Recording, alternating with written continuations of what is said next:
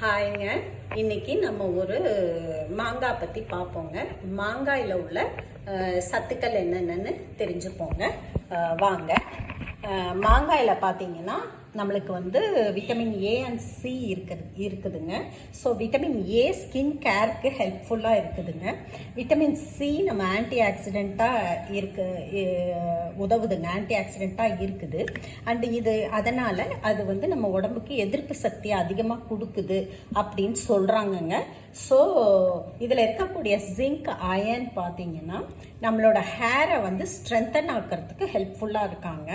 And வந்து இதனோட calories பார்த்தீங்கன்னா கம்மியான அளவில் கலோரிஸ் இருக்கிறதுனால நம்மளோட உடல் எடையை குறைக்கிறதுலையும் இது ஒரு முக்கியமான பங்கு வகிக்குதுங்க.